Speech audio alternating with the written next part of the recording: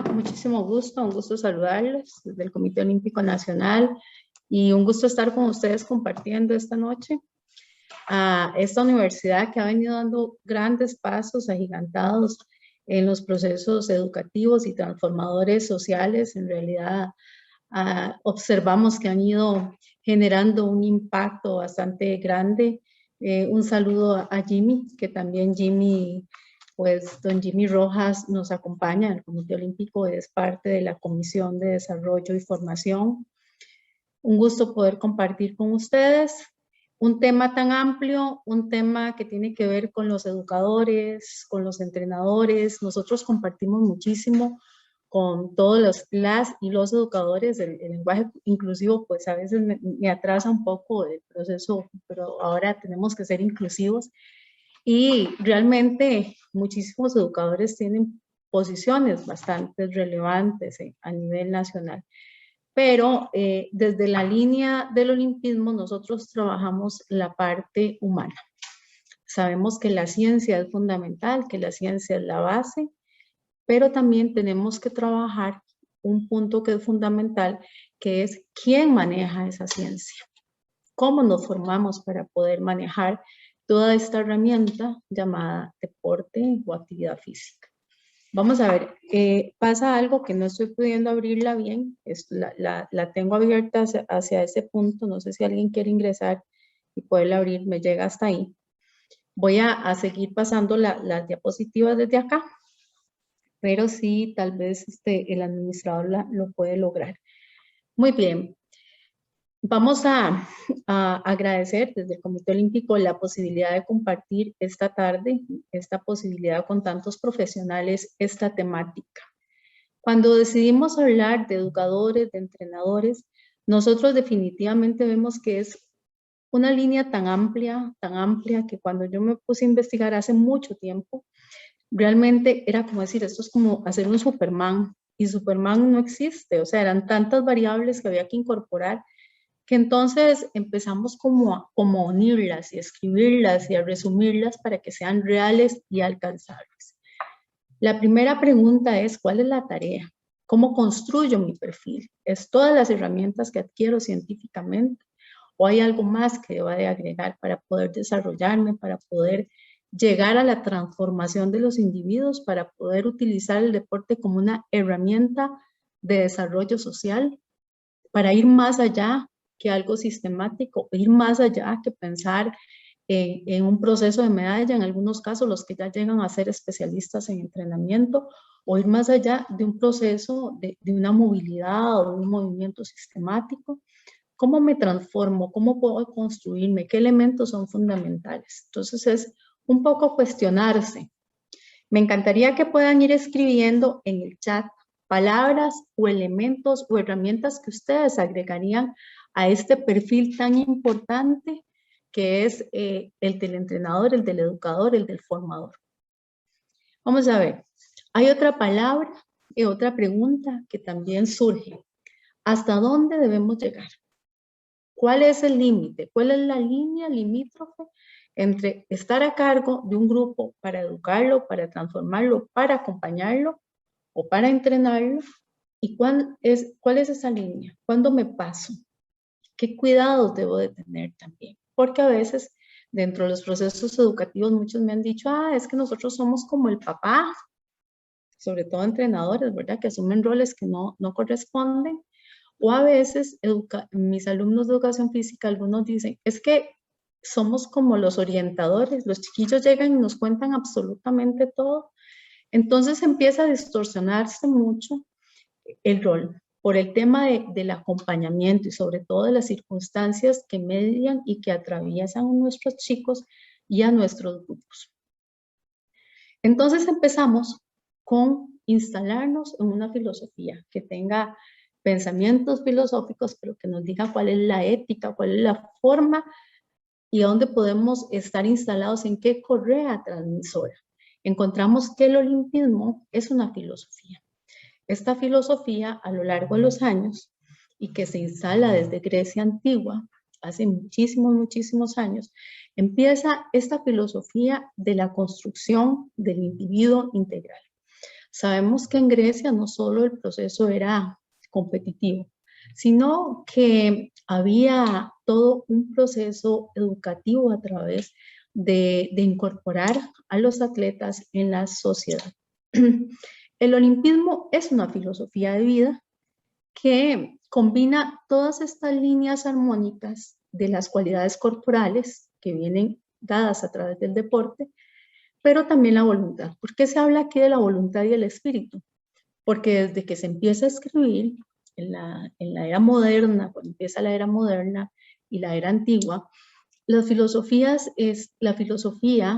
hablaba del espíritu, del alma, pero no necesariamente hablaba de la psiquis ni de las emociones. ¿Por qué no se hablaba de eso? Porque en ese tiempo no se había investigado todo el aparato psíquico. Entonces se hablaba, todas las sensaciones, todas las emociones se le atribuían exactamente al espíritu o al alma. Sin embargo, ahora sabemos que tenemos todo un aparato psíquico y que sabemos que podemos depositar ahí, o ahí existen las emociones, está el miedo, la alegría y un sinnúmero de sensaciones. Entonces también tiene que ver con esa voluntad, con ese deseo. Aquí se habla del espíritu, pero también, ¿por qué no pensar en el espíritu? Al asociar el deporte con la cultura y la formación, no la deformación, no el destruir, no destrúyalo, dáñelo, despedázelo, palabras y frases que escuchamos en algunas ocasiones cuando vemos algún tipo de deporte que no necesariamente construye al individuo. El olimpismo entonces propone crear ese estilo de vida que se basa sí en el esfuerzo, sí en la alegría, sí en el valor educativo, sí en los principios, en los valores, en la ética y en esas líneas fundamentales, universales, por donde deberíamos atravesar y debemos atravesar absolutamente todos los que estemos inmersos en la actividad física y en el deporte. Conociendo que está la pirámide del deporte, que es la que tenemos que tener claro, y un sinnúmero de elementos más para poder trabajar en diferentes fases. Vamos a ver. Iniciamos con la teoría vincular. La teoría vincular es la forma de relacionarnos unos y otros. Existe un nudo que se da, una anudación, una forma de identificarnos uno con el otro o uno con la tarea. ¿A qué me refiero con el vínculo? Todos tenemos un vínculo con algo y con diferentes objetos o con diferentes personas. Ahí es donde nosotros pues aprovechamos para tener esa cercanía o esa identificación con la tarea. En este caso, el deporte nos lleva a relacionarnos con la tarea de procesos educativos, transformadores, procesos de entrenamiento, de apropiación de la realidad, de la actividad física o de lograr metas u objetivos. Y por qué no, ahora que estaba escuchando al compañero, también poder incluir lo que son los afectos. Hay que saber hasta dónde, pero el niño a través de las emociones, de los afectos, de la atención, también pues incorpora ese deseo y esa necesidad se desarrolla para estar más cerca en esa línea vincular. Pero ¿hasta dónde debo llegar? ¿Hasta dónde debo llegar? Porque una cosa es la vinculación, la relación, y otra cosa es el contacto. Porque también yo le digo a veces a mis estudiantes que ahora tenemos que tener mucho cuidado con el tema de los contactos y que los chicos dicen, bueno, es que se me cuelgan, es que me abrazan, es que me quieren, es que, claro que sí, pero ¿hasta dónde? ¿Verdad? Tenemos toda una ley de prevención del acoso y siempre les digo, con esto no negociamos, con la corporalidad, con el irrespeto, con ir más allá, con transgredir las líneas éticas del manejo corporal, no negociamos, ahí no hay negocio.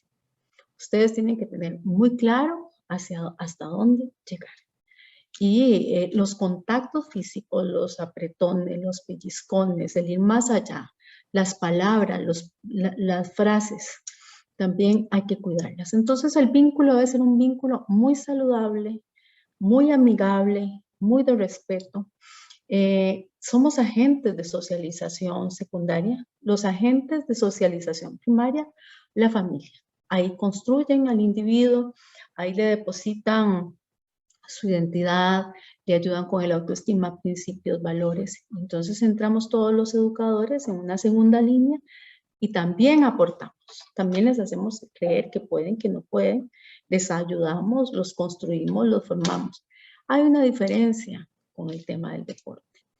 No trabajamos en la fábrica de helados, no trabajamos en la fábrica de Coca-Cola, por decir una marca. Trabajamos con individuos, trabajamos con seres humanos. Entonces, cuando trabajamos con seres humanos, tenemos en la mano la identidad, la autoestima y todos esos valores y todos esos principios y toda esa construcción del individuo, y hay que tomarla muy, muy en cuenta. Un elemento fundamental es que construimos, entonces, contribuimos a configurar esa personalidad. Y utilizamos que el deporte, como todos lo sabemos.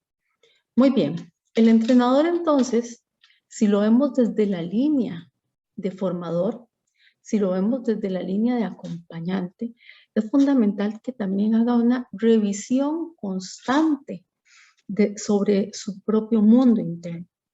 Porque a veces nuestras posturas son muy nuestras. No necesariamente estamos viendo lo que debemos ver, sino desde nuestro mundo interno. Así que tanto es importante tomar en cuenta el primer valor. Y el primer valor soy yo mismo o yo misma. Ese valor tiene que estar claro, definido, saber que le gusta el proceso educativo, el proceso de acompañamiento, y si no, pues tiene que replantearse. El acompañar individuos bajo las líneas de la diferencia. Es importante que realicen constantemente un análisis interno, que lleven una bitácora con tareas que se proponen a mejorar, con fortalezas que tienen, puntos de mejora, es fundamental. Somos portadores y transmisores de valores, somos modelos a seguir. Por lo tanto, es interesante que podamos tener claridad, seguridad. ¿Qué pasa con alguien que es inseguro, que duda de sí mismo y que se nos acerca a guiarnos o alcanzar objetivos? Pues posiblemente nos podría transmitir también esa línea.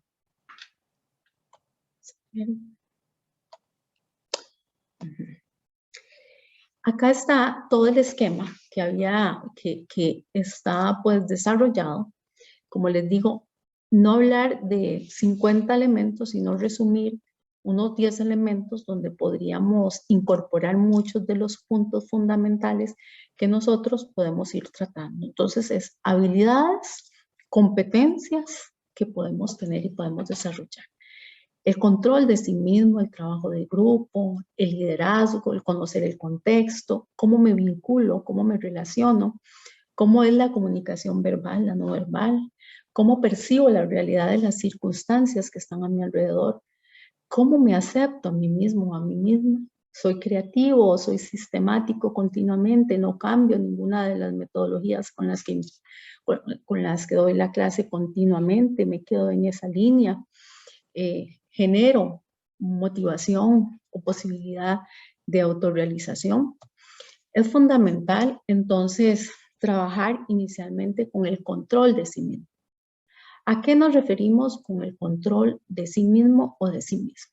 Tiene que ver con las emociones, tiene que ver qué tan capaz estoy para trabajar con un grupo o con individuos.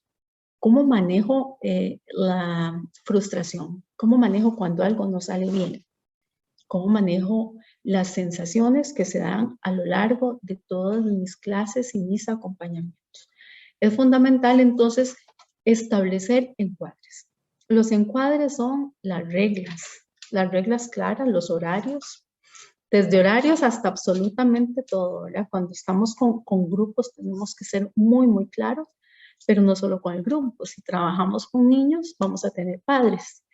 Y a los padres también hay que encuadrarlos, tienen que ser claros, porque si no casi que van a querer ser entrenadores, ¿verdad? Y opinar y decir, póngalo con este, aquí no, en este carril no, póngamelo en el otro relevo. Absolutamente quieren, pues, opinar y técnicamente investigan y también nos confrontan de alguna manera. Entonces los encuadres van parejos.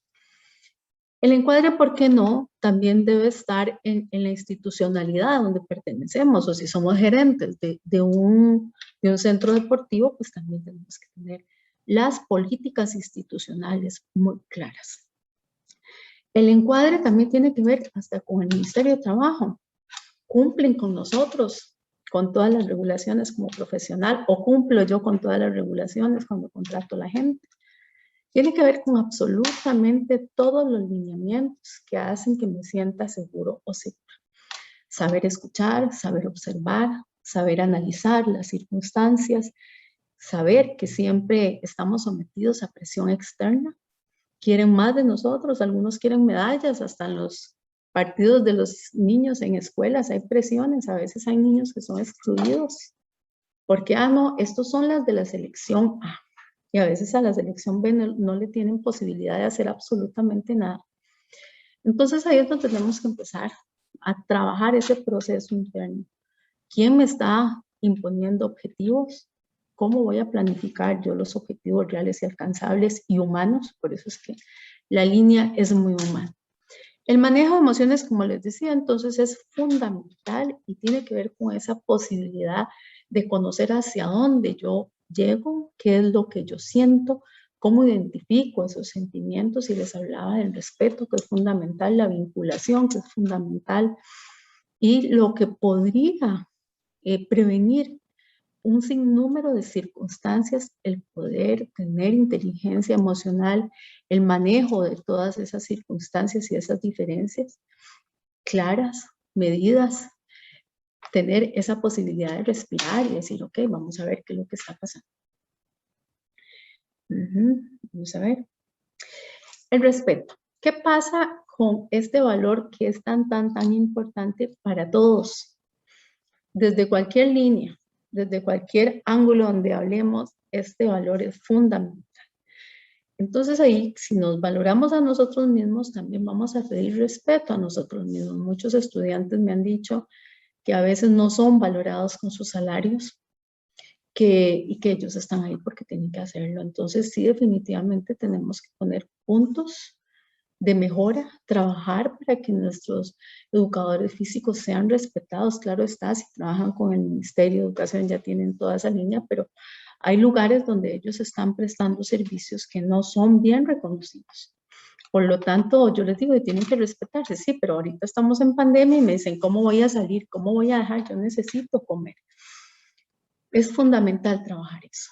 Es una línea para el desarrollo profesional absolutamente de todos. Necesitamos de ese trabajo.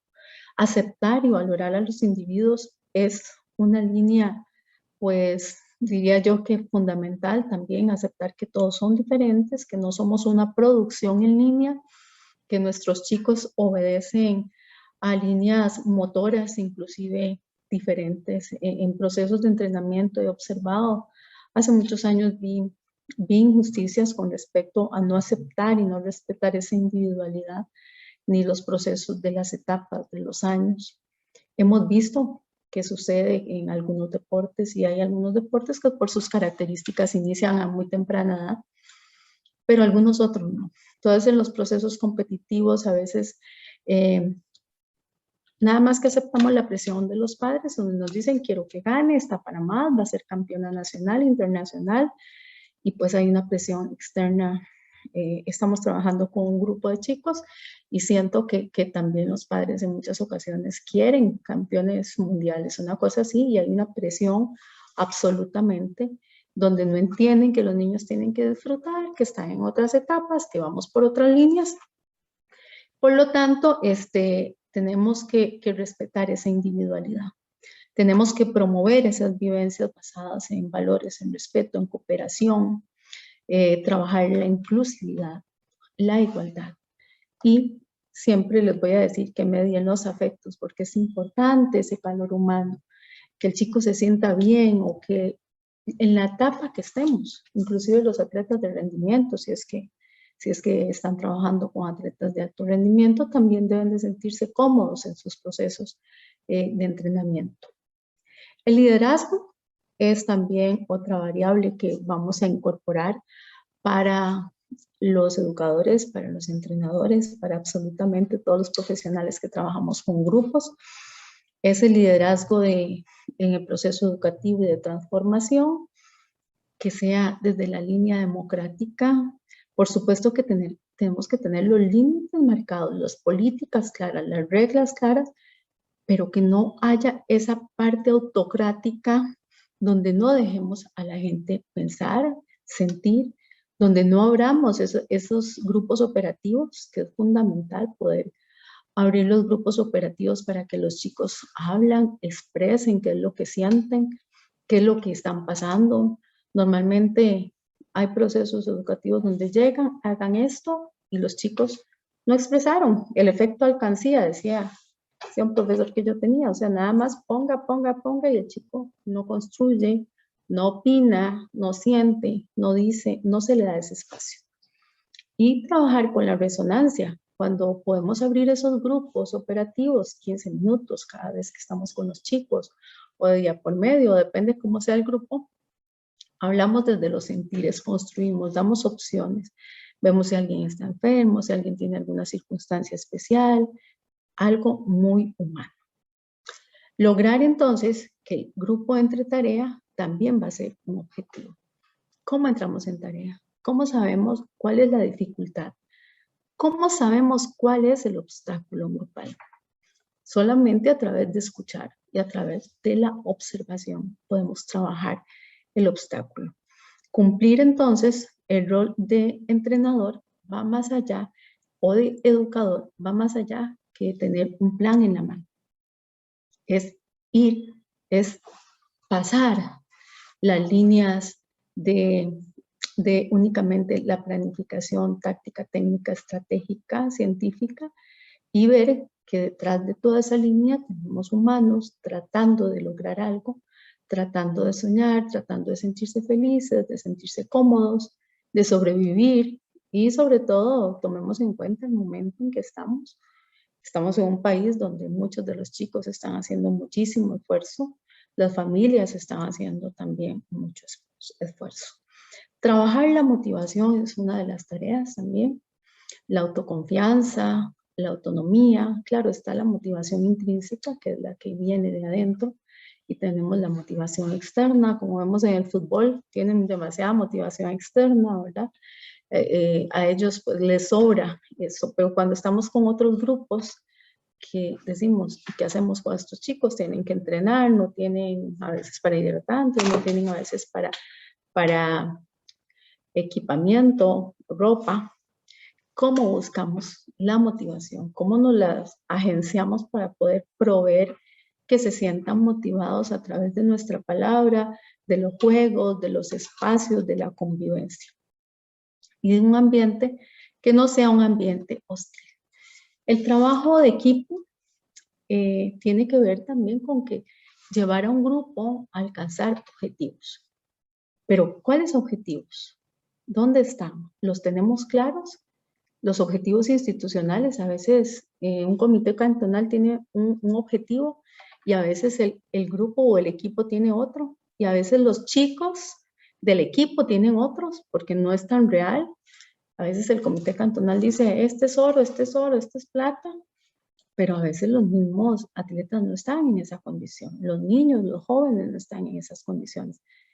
Corresponde entonces al entrenador poner una línea, un hilo conductor entre los objetivos de la institución, los objetivos grupales, los objetivos que tiene el mismo entrenador, los que tienen los padres que influyen y los que tienen los atletas. Una vez hicimos un trabajo grupal con unos chicos que iban para unos Juegos de la Juventud, Olímpicos de la Juventud.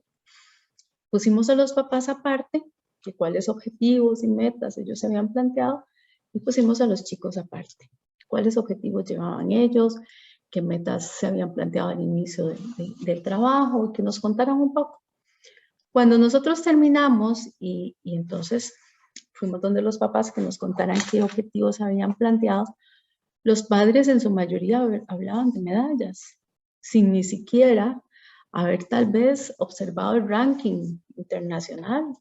Era algo muy fantasioso lo que había. Podemos imaginar el depósito de responsabilidad que tenían esos chicos menores de edad.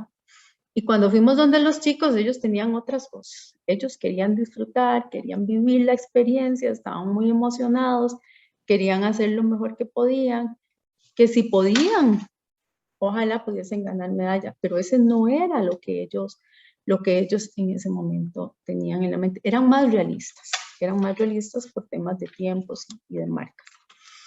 Por lo tanto, los objetivos deben de tener una línea y todos los debemos de conocer. Tanto los padres debemos conocer cuáles son los objetivos reales de nuestros hijos, porque a veces les ponemos objetivos en el deporte que son hasta inalcanzables.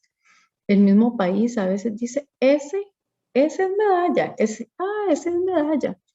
Pero a veces el país no entiende lo que es a nivel internacional lo que se observa allá. ¿Quiénes están? ¿Cómo están? ¿Qué países están?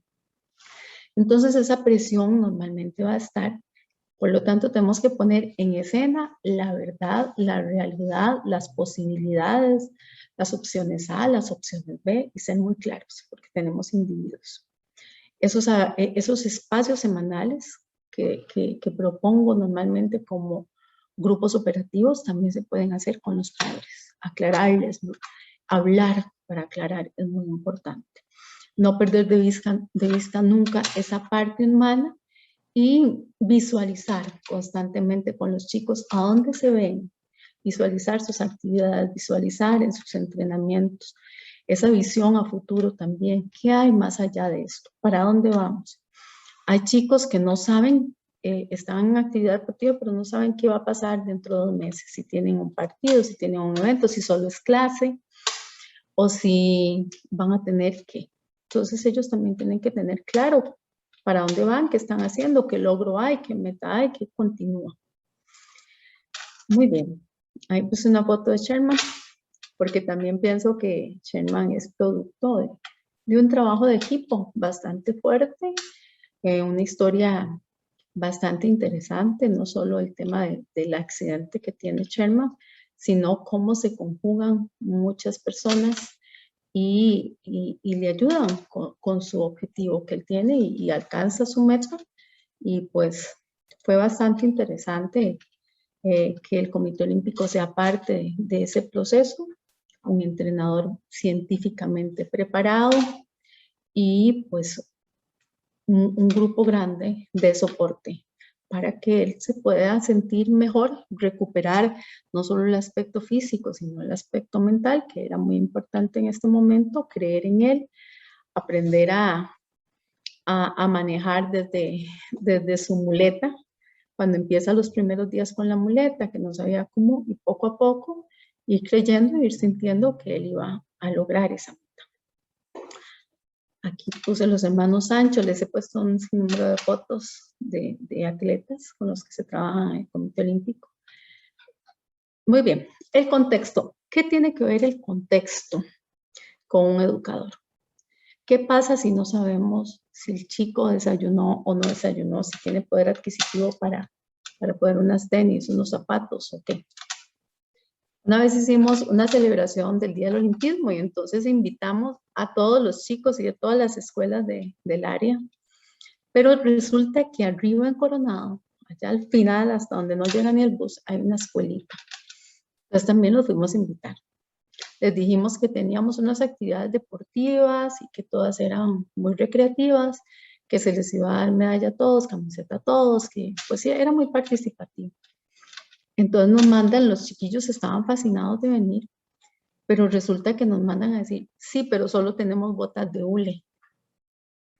Entonces no analizamos el contexto cuando mandamos eso. Tuvimos que comprar tenis, tuvimos que mandar a comprar tenis para poderlos invitar y que ellos vinieran y disfrutaran con todos los otros chicos, porque ellos seguramente se iban a sentir, pues no se iban a sentir bien. Entonces el análisis del contexto en todos los momentos, en todas las actividades y sobre todo en la clase, con los niños, con los chicos de los colegios, también es fundamental.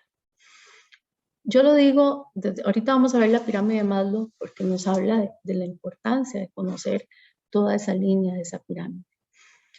Conocer toda la estructura organizativa, dónde estoy, dónde trabajo, cuál es la estructura funcional. ¿Cuál es la razón de ser de esta organización? Cuando hablamos de esto es un tema delicado, porque últimamente hemos visto en la prensa y en muchos lugares que la gente no tiene noción de la estructura nacional que existe actualmente del deporte. No sabe qué es la tarea del ICODER, qué es la tarea del Comité Olímpico, qué es la tarea del Ministerio, de las federaciones, de los comités cantonales, de las municipalidades, de las asociaciones deportivas, de todos. Entonces confunden tareas unas con otras. Y empezamos de lo grande a lo menor, de lo macro a lo micro. A veces no conocemos la estructura funcional de la organización donde estamos, no conocemos la razón de ser, si es una empresa de servicios, si es de industria, qué hace, para dónde va, cuál es la razón, la misión, cuáles son los objetivos estratégicos de esta organización. Y en base a eso tengo que planificar. Y tengo que todos los hilos tienen que ir en esa dirección. Otro elemento importante son los horarios de atención. No permitir ser interrumpido constantemente, sino tener horarios establecidos. La planificación, cuando le hablo, sí, el microciclo, el macrociclo y todo lo que ustedes planifican también desde la educación física, pero también una planificación que entiendan los padres, que entiendan los niños.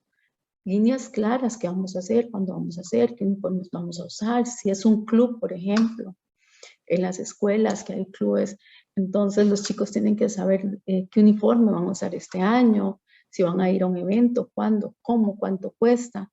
Ese tipo de plan es fundamental y también debe socializarse, calendarizar esos eventos. Y además, construir un entorno de integración, no necesariamente un proceso competitivo, a no ser de que ya estemos en un proceso de entrenamiento de alto rendimiento, pues ya va a ser más sistemático. Pero eso no quiere decir que no debe haber integración, se debe disfrutar, debe haber un ambiente que no sea hostil, sino que sea ameno y claro. Vamos a ver este punto que es focal y es fundamental, y es cómo la sociedad interactúa y cómo la sociedad también construye individuos. ¿De dónde a dónde va esa línea? ¿Va del atleta a la sociedad o de la sociedad al atleta? Pues yo diría que es bidireccional, va en todas direcciones, porque una modificación, un aporte de un individuo beneficia a la sociedad. Podemos ver lo que pasa con Juegos Paralímpicos, con Juegos Olímpicos. Un aporte, un trabajo con un individuo beneficia. Me decía ayer una estudiante que después de la presentación de Ian, el chico de judo, ella es de Alajuela y dice, y trabaja en CODEA, y me dice, viera lo que pasó, profe. ¿Cómo han llegado chiquitos que quieren aprender judo? Porque ellos vieron en Juegos Olímpicos ahí. Entonces quieren. Por lo tanto, un elemento puede modificar mucho la sociedad, puede modificar los grupos, puede modificar una familia.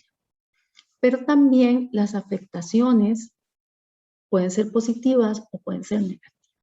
Por lo tanto, una afectación positiva a nivel de deporte puede generar muchas afectaciones positivas. Y también en manos de nosotros los que gestionamos, administramos, educamos y tenemos esa posibilidad de dirigir el deporte. La familia, como les decía, aportan, aquí tenemos a Gil, Pablo Gil. Las familias aportan toda esa construcción de los individuos, todos los valores. Incorporamos a la institución educativa y el punto medular, el atleta, y todo esto instalado en una sociedad.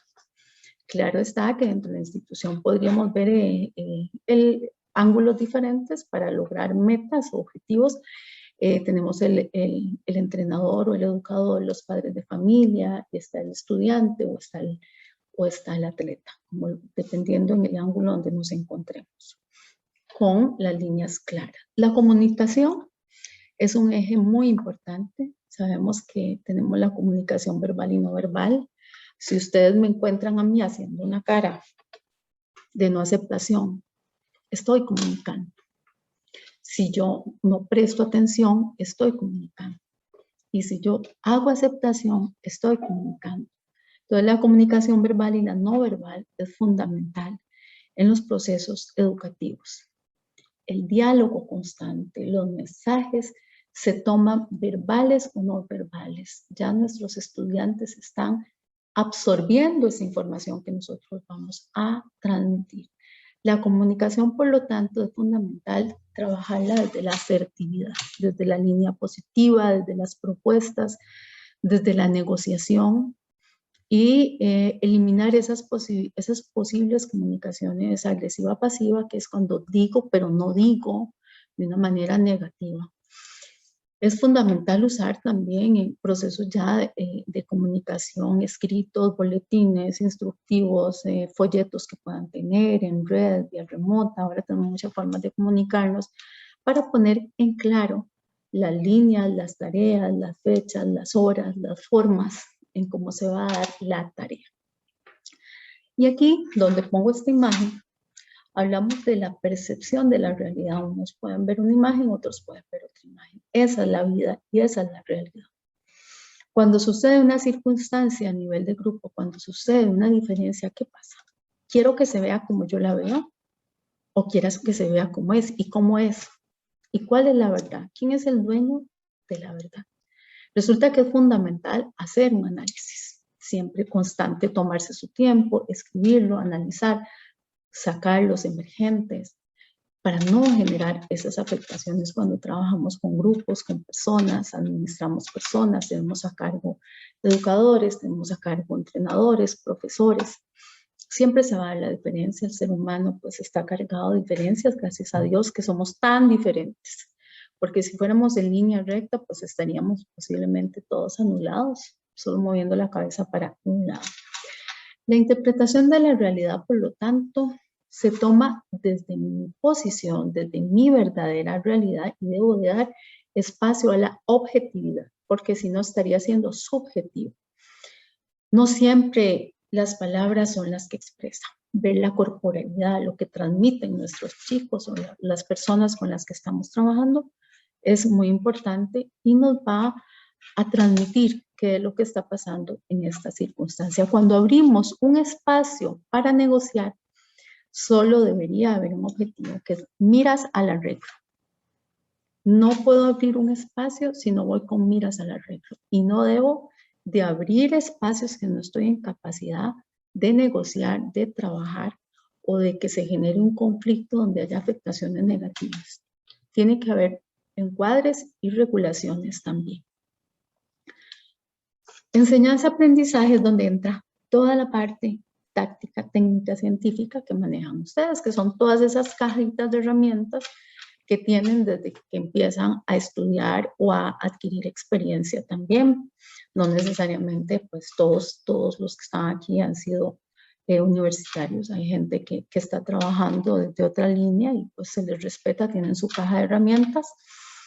En la enseñanza-aprendizaje, en este vértice, incorporamos que tengamos los objetivos bien claros, reales, alcanzables, planificar, incorporar esas propuestas pedagógicas para poder tener éxito dependiendo la etapa, la edad, la forma en la que aprende el individuo, e incorporar lo técnico, lo táctico, lo científico, la cohesión, la pertenencia, la identificación, la actitud, toda la comunicación que acabamos de hablar, la pertenencia, que es me pongo la camiseta de mi equipo, de mi escuela, de mi colegio, y la pertinencia es que debo estar en tarea.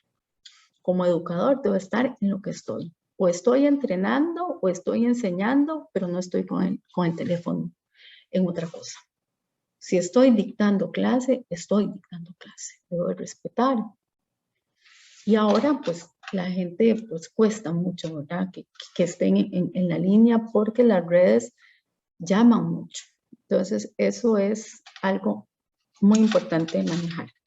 Respetar ese principio de individualidad, trabajar el tema de esa intervención a través de la motivación y trabajar con un soporte, dependiendo en el grupo que estemos, interdisciplinario o multidisciplinario.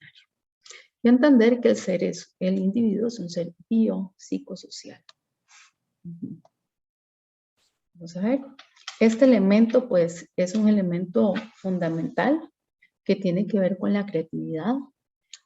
En ocasiones vemos clases, sesiones, entrenamientos que son lo mismo, y no hay espacio a esa originalidad, a hacer algún cambio, a agregar un espacio, a ir a otro lugar, a ir a la altura, o si estamos en una escuela, agregar elementos diferentes, siempre bajo esa línea, y también colaborar con que los chicos tengan creatividad, pues va a ayudar mucho a un elemento en el desarrollo de su personalidad.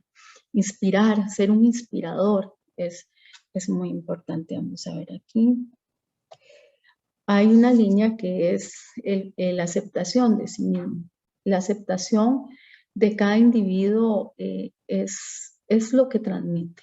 Si yo me acepto como soy, si yo me amo como soy, si yo reconozco qué fortalezas tengo, si yo reconozco, hoy tengo estos puntos a mejorar. Es importante, no estoy perfecta, no estoy perfecto, tengo que trabajar, así tenga la edad que tenga. Debemos pues darle ese significado a cada elemento que hay que cambiar. Nuestra autoestima también va a influir en la forma en que yo actúo, en que yo transmito mi conocimiento, mi confianza. Los chicos tienden también a copiar de alguna manera a la persona que está con ellos. Y ese desarrollo que les mencionaba al principio, estarme revisando constantemente, va a ayudar a que me desarrolle y tenga un crecimiento personal continuo. Aquí tengo la pirámide de Maslow. Esta pirámide es bastante, hace muchísimos años, pero es muy importante. Veámosla de la línea donde ustedes se ubican y donde ustedes están. La pirámide de Maslow establece las necesidades básicas, las tengo que tener resueltas. ¿Cuáles son mis necesidades básicas? Todo lo que yo tengo desde mi vida, mi parte biológica, temperatura, alimentación, debe estar resuelto. Luego de ahí debo subir a la necesidad de seguridad, todo lo que es protección, sobre el control sobre mi vida, las necesidades sociales, todo lo que va a ser esa aceptación, esa amistad, ese pertenecer, necesidades de ego, ese reconocimiento y poder llegar a la autorrealización. Veámoslo desde otro ángulo. ¿Cómo hago yo para tener un chiquito haciendo una clase de educación física si no tiene resuelta la necesidad de alimento? Veámoslo desde esa línea, veámoslo desde la línea del deporte o del entrenamiento, desde el deporte ya con miras a los entrenamientos. Tengo a alguien con necesidades también fisiológicas, pero lo tengo entrenando todos los días.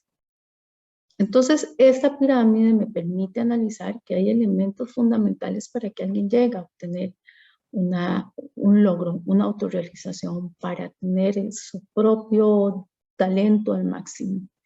Es fundamental que conozcamos esas líneas. Aquí tengo otra que es el cono invertido. Este lo establece Pichon-Rivière. La otra era Maslow, Abraham Maslow. Pichon-Rivière es el padre de la psicología social. Y este cono pues es un éxito, digo yo, porque nos sirve tanto para los grupos como para los procesos educativos. Pichon-Rivière establece, él empieza inclusive a trabajar en grupos operativos y empieza también, es un suizo, a trabajar en práctica con el equipo de fútbol de Argentina, con los primeros equipos de fútbol que iban a mundiales. Y él empieza a establecer que el grupo debe tener la afiliación, la pertenencia, la cooperación, la pertinencia, la comunicación que acabamos de ver, el aprendizaje, que era todo lo táctico científico, donde están todos esos elementos, el tele, que es la actitud, para que el grupo se encuentre en tarea y para que el grupo pueda trabajar. También cualquier obstáculo usa el grupo operativo, donde trabajan las cosas que les cuesta, lo que los obstaculiza llegar a estar en tarea. Entonces, por ejemplo, conocer esto para trabajar en equipos de conjunto o grupos individuales de chicos, pues entonces vemos qué tanto el chico está en tarea, en qué está, qué es lo que está haciendo. ¿Está en la clase o no está en la clase? Si estoy entrenando, ¿se está saltando piscinas o no se está saltando piscinas? ¿Qué está pasando con mi grupo? Y si es un equipo de conjunto, ¿qué voy a alcanzar yo a la hora de planificar si tengo gente que no se está concentrando? Entonces tengo que trabajar esa concentración, tengo que pedirles que también cooperen, tengo que trabajar los elementos, todas las variables que intervienen y utilizar elementos para estar revisando cómo nos comunicamos, cómo están las líneas claras acá de regulaciones, de lineamientos, de metodologías, absolutamente todos los elementos que están acá. Un punto también que es focal hoy es el tema de los valores. Así que todos los profesores, las profesoras, los capacitadores, los monitores, los entrenadores que pertenezcan a la ideología olímpica, debemos tener aquí muy claro que para transmitir estos valores continuamente debemos trabajar puntos como constancia, superación, disciplina, la multiculturalidad con la que nos topamos todos los días, el tema de la ecología, que es algo tan básico para la sobrevivencia del ser humano, la cooperación, el juego limpio como un eje pues, transversal en todo, el sacrificio, la disciplina, no se obtienen las cosas si no hay definitivamente, pues no median estos valores. Y llegamos, ahí puse una foto María del Milagro París, hace años no la vemos, una atleta pues muy querida del país. Llegamos a un punto importante que es conocer que el deporte y la actividad física forma la vida, ayuda a formar, ayuda a crecer. Es una herramienta definitivamente que socialmente impacta, mejora los grupos, los individuos, las familias, los países. La actuación del entrenador o el educador orienta, guía de alguna manera, no solo en procesos educativos, sino también en competiciones, y nos ayuda de forma personal y deportiva. No perdamos la mentalidad humanista, es importante que siempre nos mantengamos en esa línea. Y también que las características principales que nos conformen en este perfil sean esos valores éticos, esos valores profesionales, los principios, un elemento de la vocación, analizar que tengamos vocación. Les agradezco mucho el poder haber compartido este ratito con ustedes y quedo a la orden. Muchísimas gracias por la invitación.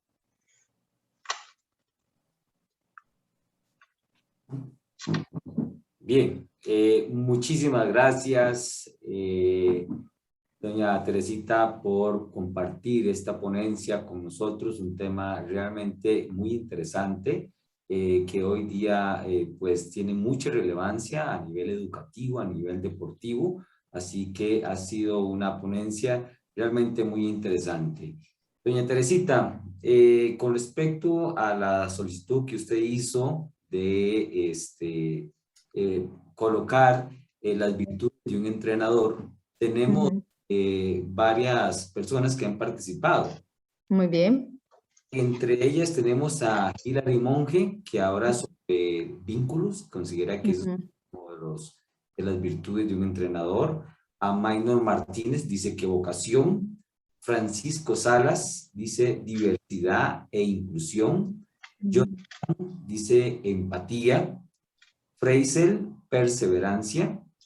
Dorian, empatía y realidad. Giselle Cruz dice humanista. Adriana Rojas, paciencia. Randall Villalta dice responsabilidad, que es parte de las virtudes de un entrenador.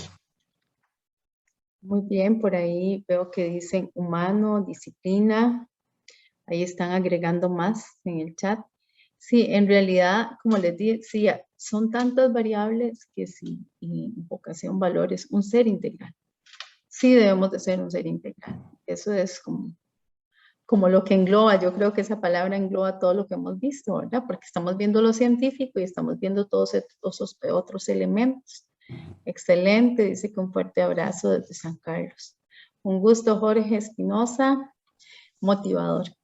Sí, yo creo que no podemos cansarnos de ser motivadores para hacer sentir a nuestra gente que lo están logrando. El solo hecho de llegar, el solo hecho de esforzarse, yo creo que ya es un paso.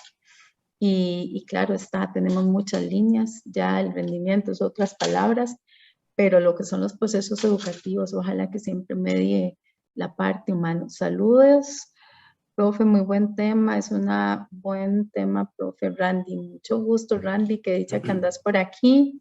Conocer el entorno es importante también. Están agregando información ahí en el chat. Teresita, también hay un saludo de parte de Sebastián Valverde. Dice que qué bueno volver a verla después de tantos años. Que muchas bendiciones, dice Sebastián Valverde. Mucho gusto, Sebastián. Un gusto a todos a los que han sido alumnos y compañeros también en natación y amigos y entrenadores.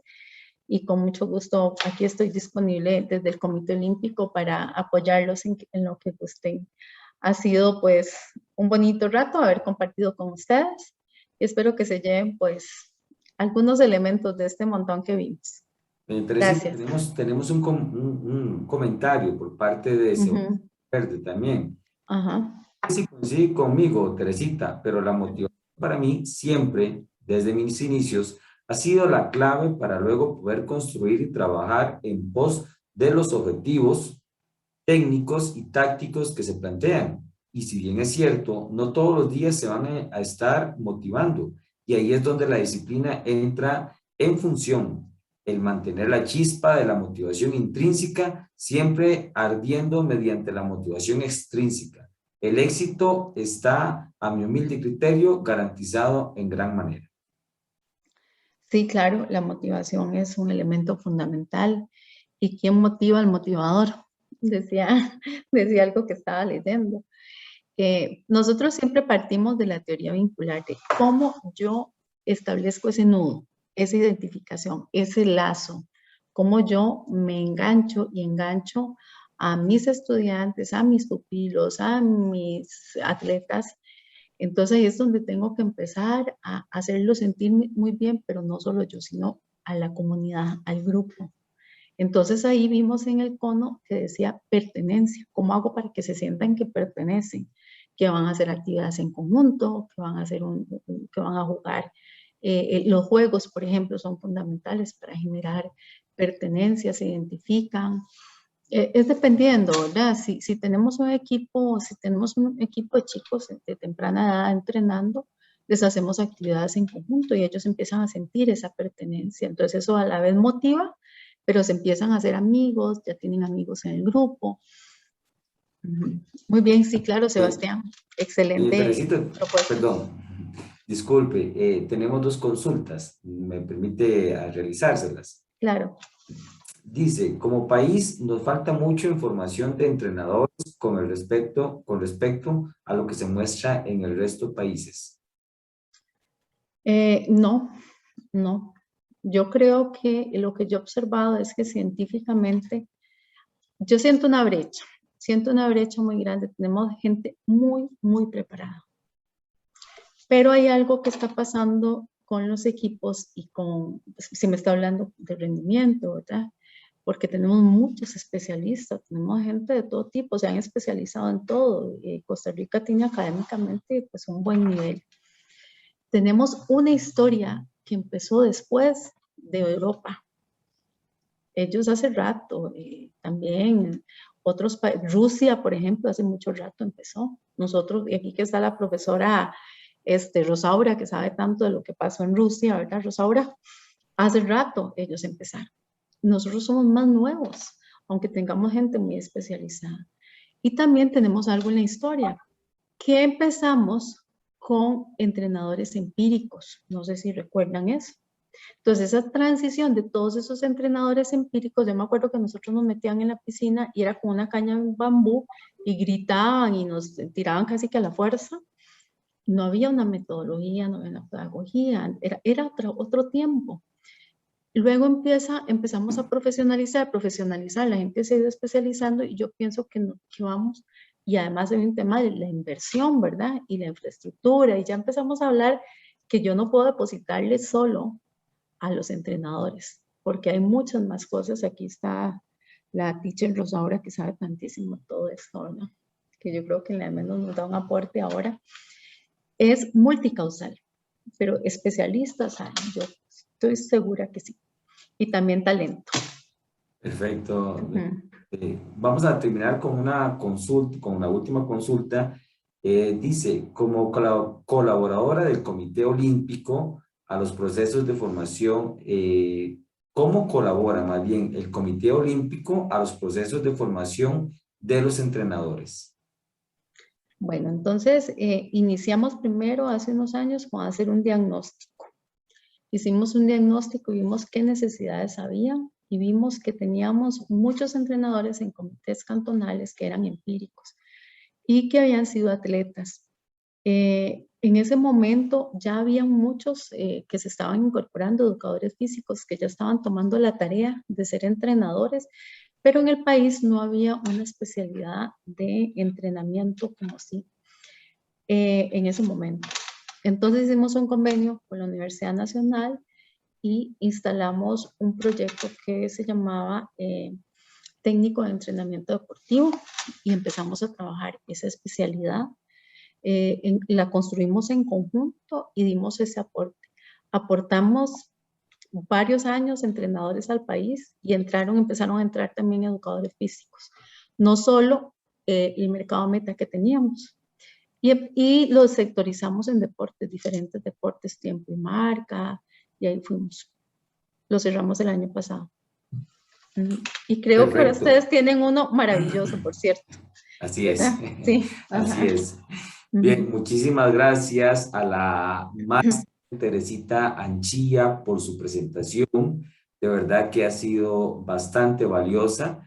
Así que, doña Teresita, de parte de la comisión organizadora del tercer simposio, de la dirección de carrera de educación física y de la Universidad Florencio el Castillo, le estaremos haciendo llegar un certificado de agradecimiento como ponente de nuestro magno evento. Muchísimas gracias, doña Teresita. Ha sido un gusto. Un gusto y hasta luego. Gracias. Hasta luego. Muchas gracias.